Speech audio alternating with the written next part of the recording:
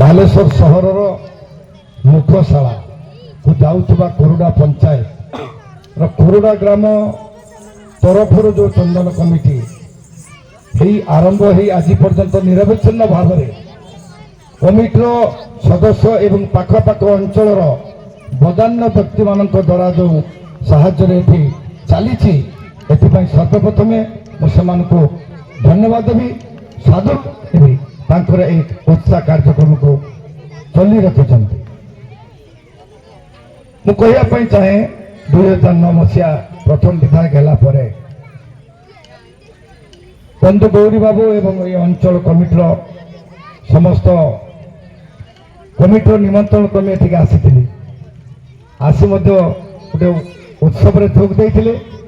ମୁଁ କହିଲି କ'ଣ ଦରକାର ଅଛି ନା ମୋର ଗୋଟେ ଲାଇଟ୍ ଦରକାର ଅଛି।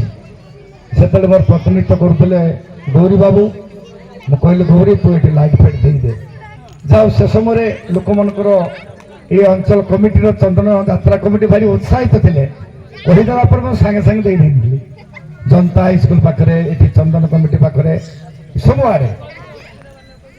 ସେ କଥା ଆଲୋଚନା ଭିତରକୁ ଯାଉନାହିଁ। ଆଜି ଏକ ପବିତ୍ର ଦିନ, ପ୍ରଭୁ କୃଷ୍ଣ ଏବଂ ମା ରାଧାଙ୍କର ଏଇ ଯେଉଁ ମିଳନ, ଯେଉଁଟାକି ଆଜି ଚନ୍ଦନ ଯାତ୍ରା ଆମ ଓଡ଼ିଆ ପ୍ରତି ଏକ ମହାନ ସାଂସ୍କୃତିକ କାର୍ଯ୍ୟକ୍ରମ ପରମ୍ପରା। ଏହି ପରମ୍ପରାକୁ ବଜି ରଖିବା ପାଇଁ ମୁଁ ଆଜି କହିବା ପାଇଁ ଚାହେଁ ଆପଣମାନଙ୍କୁ, ଆମେ ଓଡ଼ିଆ ମାଟିର ପୁଅ, ଓଡ଼ିଶାର ସନ୍ତାନ ହିସାବରେ এই ଯେଉଁ ପରମ୍ପରାକୁ ଆମେ ବଜାଇ ରଖିଛୁ, ଏଠୁ ଏ କୁନି କୁନି ପିଲାମାନେ ଯେଉଁମାନେ ଆଜି ନାଚ ପରିବେଷଣ କରିବେ, ସାଂସ୍କୃତିକ କାର୍ଯ୍ୟକ୍ରମ କରିବେ, ଆରେ ଛୁଆମାନେ, ଏ ଛୁଆମାନେ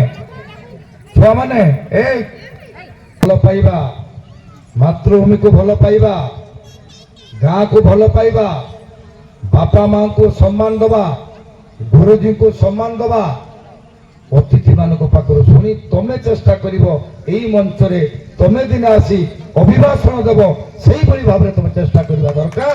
এই ଶୃଙ୍ଖଳିତ ଟିକେ ରକ୍ଷା କରିବା ଦରକାର। ଓଡ଼ିଆ ମାଟି ଗର୍ବ କରି କହେ, ଏ ମାଟି ତମମାନେ ଛୁଆମାନେ ଜାଣିଛ, ଯେଉଁ ରେମୁଣା ନିର୍ବାଚନ ମଣ୍ଡଳୀକୁ ମୁଁ ପ୍ରତିନିଧିତ୍ୱ କରୁଥିଲି 2009ରୁ 14, ଏ ମାଟି ହେଉଛି ବାଘାଯତୀନଙ୍କର ମାଟି। କଲିକତାରୁ ଆସି ସୁଦୂର ବାଲେଶ୍ୱର ଜିଲ୍ଲା ଦେଶୁଆ ପୋଖରୀ ପାଖରେ ଯେ ଲଢ଼େଇ କରି ଶହୀଦ ହେଇଥିଲେ, ସିଏ ହେଉଛନ୍ତି ବାଘାଯତୀନ ଚଷାଖଣ୍ଡ ପଞ୍ଚାୟତ। ଏ ମାଟି ହେଉଛି ମହାତ୍ମା ଗାନ୍ଧୀଙ୍କର ଡାକରାରେ